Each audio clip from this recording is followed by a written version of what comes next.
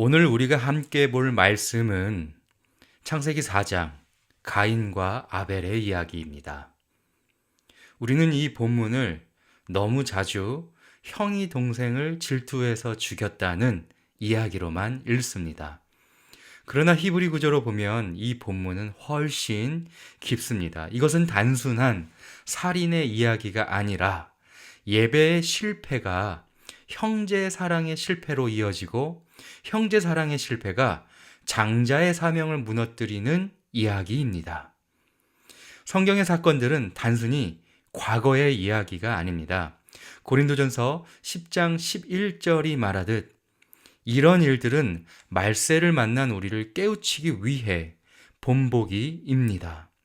창세기부터 계시록까지 성경의 큰 흐름을 아버지가 자녀를 깨우치기 위한 교훈, 책망, 징계, 가르침으로 설명합니다.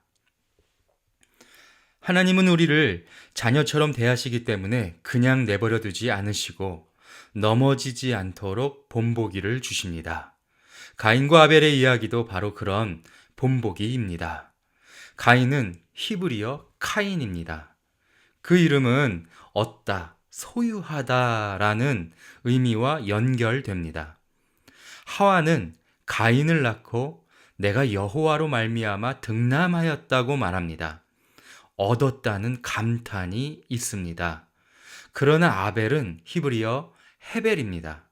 숨, 안개, 허무, 잠깐 있다 사라지는 것이라는 의미입니다. 전도서에 헛되고 헛되다 이것도 헤벨입니다.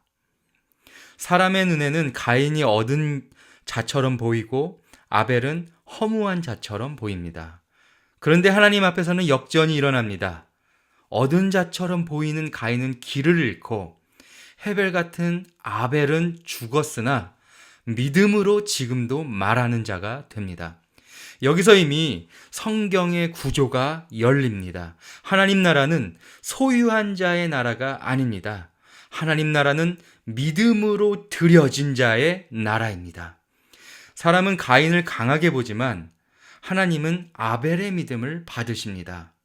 사람은 손에 쥔 것을 보지만 하나님은 그 사람이 어떤 말씀의 질서 안에서 드리는지를 보십니다.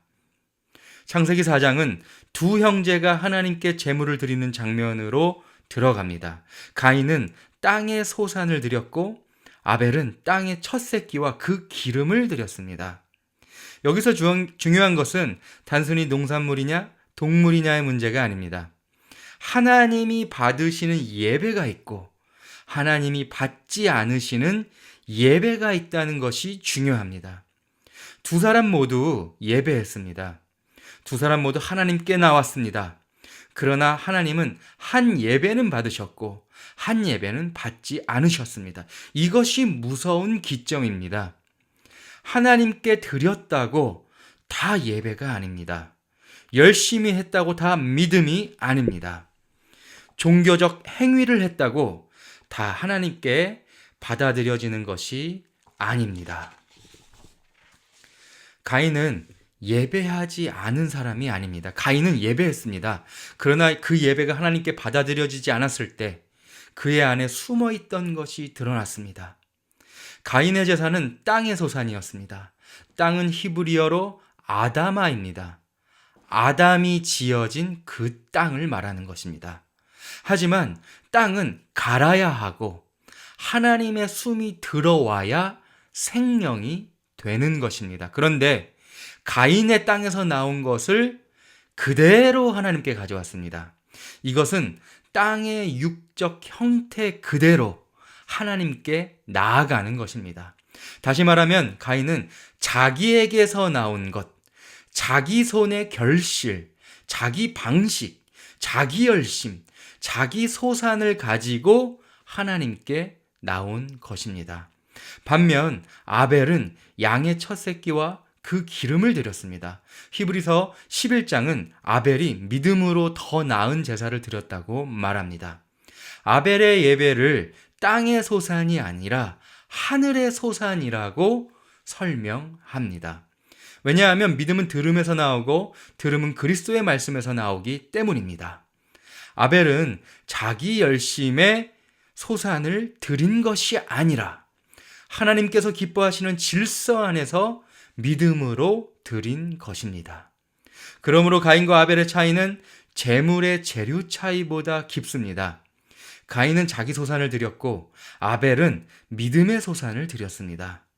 가인은 자기에게서 나온 것을 드렸고 아벨은 하나님께 속한 것을 처음 것을 드렸습니다. 가인은 땅의 결실을 드렸고 아벨은 말씀을 들은 자의 순종을 드렸습니다. 여기서 우리는 예배의 본질을 봐야 합니다. 예배는 내가 무엇을 가져왔느냐보다 내가 어디에서 나온 것을 드리고 있느냐의 문제입니다.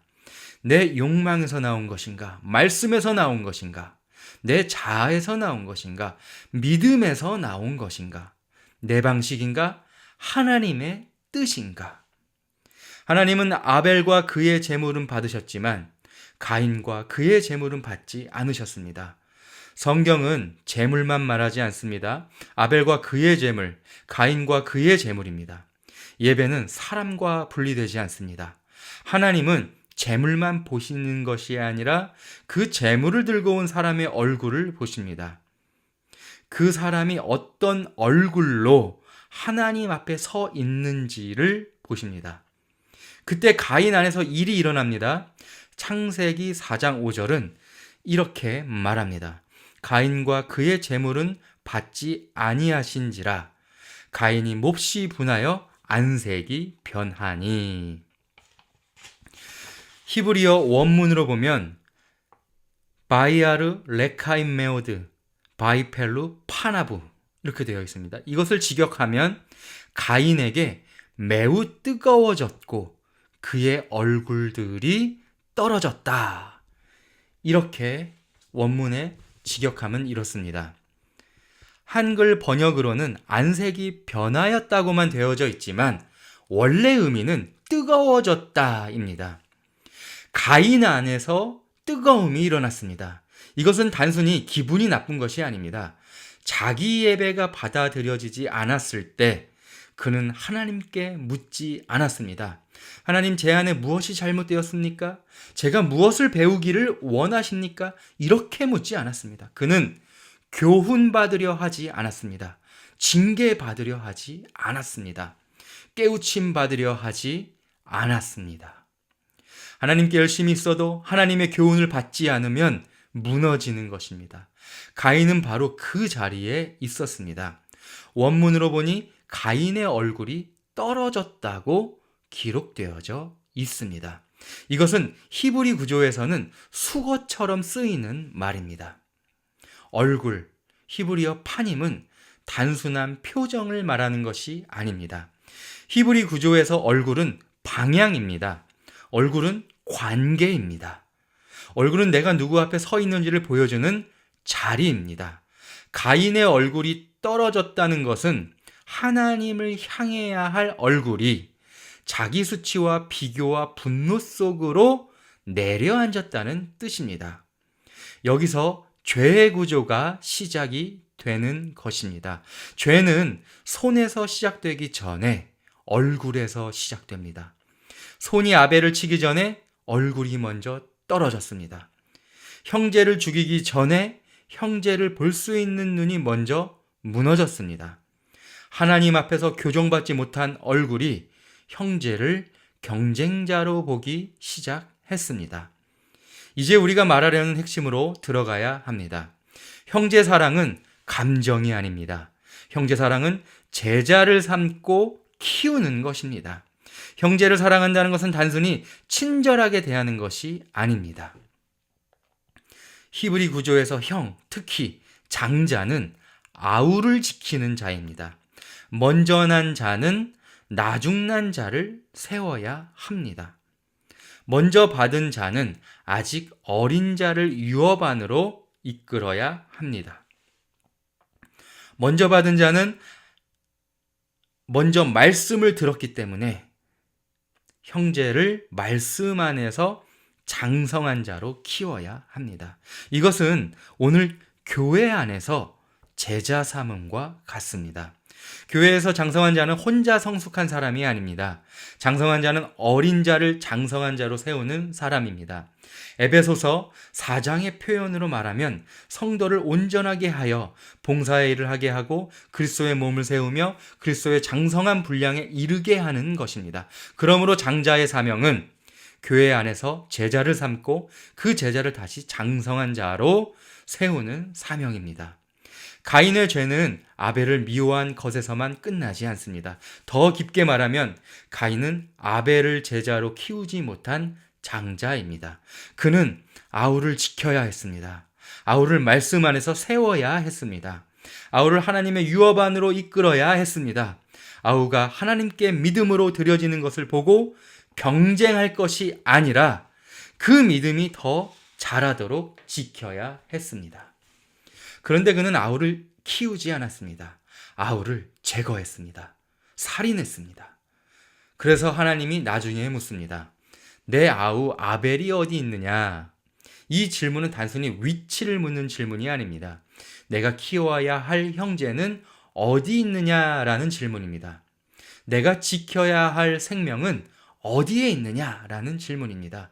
내가 장자로서 말씀 안에서 세워야 할 아우는 어디에 있느냐라는 질문입니다. 가인은 대답합니다. 내가 내 아우를 지키는 자니까? 이 말은 장자의 사명을 거절하는 말입니다. 장자는 형제를 지키는 자이며 형제를 사랑하는 자가 하나님의 장자라고 설명합니다. 그리고 하나님 나라에서 장자는 섬기는 자이며 형제를 위하여 목숨을 버리는 예수 그리스도가 장자의 모델이라고 말하고 있습니다. 이것을 교회적으로 풀면 이렇습니다. 장자는 교회 안에서 먼저 은혜를 받은 자입니다. 먼저 말씀을 들은 자입니다. 먼저 길을 가본 자입니다. 그러므로 장자는 아우를 통제하는 사람이 아닙니다. 아우 위에 군림하는 사람도 아닙니다. 장자는 아우를 말씀 안에서 장성한 자로 키우는 사람입니다. 장자는 어린 신자를 자기 사람으로 만드는 사람이 아니라 그리스도의 사람으로 세우는 사람입니다. 장자는 제자를 자기 밑에 붙잡아주는 사람이 아니라 그 제자가 하나님 앞에서 얼굴을 들고 서도록 키우는 사람입니다. 그러므로 형제의 사랑은 제자 삼음입니다. 제자 삼음은 장성한 자로 키우는 것입니다. 장성한 자로 기른다는 것은 그 사람을 내 방식에 길들이는 것이 아니라 하나님의 말씀과 유업 안에서 스스로 서게 하는 것입니다. 가인은 이 길을 실패했습니다. 그는 아우를 세우지 못했습니다. 그는 아우의 믿음을 기뻐하지 못했습니다. 그는 아우의 예배를 보고 배워야 했지만 오히려 자기 얼굴이 떨어졌습니다. 그는 아벨을 통해 하나님의 뜻을 깨달아야 했지만 아벨을 자기 수치의 원인으로 보았습니다. 그는 아우를 장성하게 키우는 장자가 아니라 아우를 죽이는 장자가 되었습니다. 이것이 가인의 길입니다. 가인의 길은 예배는 있지만 제자 삼음이 없는 길입니다. 재물은 있지만 형제 양육이 없는 길입니다. 열심은 있지만 장자 핵심이 없는 길입니다. 하나님께 드린다고 하지만 하나님이 맡기신 사람을 키우지 않는 길입니다. 반대로 아벨의 길은 믿음의 길입니다. 아벨은 헤벨입니다. 안개처럼 짧고 숨처럼 연약합니다. 그러나 그의 믿음은 죽어도 말합니다. 아벨은 자기 힘으로 자신을 증명하지 않았습니다. 그는 하나님께 믿음으로 자신을 드렸습니다. 그의 예배는 하나님 앞에서 증언이 되었습니다. 여기서 우리는 예수님을 보아야 합니다. 예수님은 참 장자이십니다. 예수님은 형제를 위하여 자기 생명을 내어주신 분이십니다. 예수님은 제자들을 그냥 좋아하신 것이 아니라 부르시고 가르치시고 책망하시고 씻기시고 먹이시고 보내셨습니다. 이것이 형제의 사랑입니다. 형제 사랑은 정서가 아니라 양육입니다. 형제 사랑은 감정이 아니라 말씀으로 키우는 것입니다. 형제 사랑은 제자를 삼고 장성한 자로 세우는 것입니다. 그러므로 교회 안에서 장성한 자란 무엇입니까? 성경을 많이 아는 사람만이 아닙니다. 오래 다니는 사람만도 아닙니다. 은사가 많은 사람도 아닙니다. 장성한 자는 아우를 키우는 사람입니다. 어린 자를 말씀 안으로 데려가고 넘어진 자를 교훈하고 자기 방식이 아니라 하나님 뜻 안에서 세우고 마침내 그 사람도 또 다른 사람을 세우는 자로 자라게 하는 사람입니다. 가인은 장성한 자가 아니었습니다. 그는 장자였지만 장성하지 못했습니다. 먼저 난 자였지만 아우를 키우지 못했습니다. 예배의 자리에 있었지만 제자의 길을 몰랐습니다. 하나님께 무언가를 드렸지만 하나님이 맡기신 형제를 살리지 못했습니다. 그래서 창세기 4장의 구조는 이렇게 정리할 수 있습니다. 예배가 있습니다. 예배 안에서 얼굴이 드러납니다. 얼굴이 떨어지면 형제를 잃습니다. 형제를 잃으면 장자의 사명이 무너집니다. 장자의 사명이 무너지면 제자 삼음이 사라집니다. 제자 삼음이 사라지면 땅이 피를 받습니다. 가인의 예배가 하나님께 받아들여지지 않았을 때 그 안에 분노와 혈기가 일어나 결국 살인으로 이어지고 그 비가 땅에 떨어지자 땅이 저주를 받아 힘과 결실을 내지 못한다고 설명합니다. 이것은 단순한 농사의 문제가 아닙니다. 잘못된 예배는 형제를 죽이고 형제를 죽이는 공동체는 결실을 잃습니다. 이제 이 본문을 오늘 교회로 가져와야 합니다. 오늘도 우리는 예배합니다. 찬양합니다. 말씀을 말합니다. 사역합니다. 콘텐츠를 만듭니다. 그런데 하나님은 묻습니다. 너는 내 형제를 키우고 있느냐? 너는 내 아우를 장성한 자로 세우고 있느냐? 너는 내 제자를 내 소유로 만들고 있느냐? 아니면 그리스도의 몸 안에서 자라게 하고 있느냐? 내가 맡은 사람은 어디에 있느냐? 내 아우 아벨은 어디에 있느냐? 이 질문 앞에서 우리는 가인의 대답을 반복하면 안 됩니다. 우리는 이렇게 대답해야 합니다. 예, 주님, 제가 그를 지키는 자입니다. 제가 그를 말씀 안에서 키워야 하는 자입니다. 제가 그를 장성한 자로 세워야 하는 자입니다. 제가 그를 제자로 삼고 다시 사람을 세우는 자로 길러야 하는 자입니다. 이것이 형제 사랑입니다. 참된 예배자는 형제를 죽이지 않습니다. 참된 장자는 형제를 키웁니다. 참된 제자는 또 다른 제자를 세웁니다. 형제 사랑이란 하나님이 맡기신 아우를 말씀 안에서 장성한 자로 키우는 것입니다. 예수님도 이렇게 말씀하셨습니다. 예수님은 제자들에게 세 계명을 주셨습니다. 요한복음 13장 34절에서 내가 너희를 사랑한 것 같이 너희도 서로 사랑하라. 그리고 그 사랑이 제자의 표지라고 말씀하셨습니다. 요한복음 13장 35절입니다. 너희가 서로 사랑하면 이로써 모든 사람이 너희가 내 제자인 줄 알리라. 예수님 안에서 이 사랑은 단순한 감정이 아닌 것을 우리가 알고 있습니다. 예수님은 사랑을 생명을 내어주는 것으로 말씀하셨습니다. 요한복음 15장 13절에 사람이 친구를 위하여 자기 목숨을 버리면 이보다 더 큰 사랑이 없나니. 마태복음 23장 8절에 예수님은 제자 공동체 안에서 이렇게 말씀하셨습니다. 너희는 다 형제니라. 그리고 누가 내 이웃입니까? 라는 질문 앞에서 예수님은 이웃을 설명으로 끝내지 않으시고 삶으로 명령하셨습니다. 누가복음 10장 37절입니다. 가서 너도 이와 같이 하라. 그러므로 예수님의 새 계명 안에서 이웃은 남이 아니라 형제입니다. 그리고 형제를 사랑한다는 것은 그를 방치하지 않고 말씀 안에서 살리고 세우는 것입니다. 그래서 예수님은 마지막으로 말씀하셨습니다. 마태복음 28장 19절에서 20절에는 너희는 가서 모든 민족을 제자로 삼으라고 했고 내가 너희에게 분부한 모든 것을 가르쳐 지키게 하라고 말씀하셨습니다. 가인과 아벨의 율법의 이야기는 예수님 안에서 완성이 됩니다. 이것이 새 계명의 길이고 이것이 형제를 사랑하여 제자로 세우는 길입니다.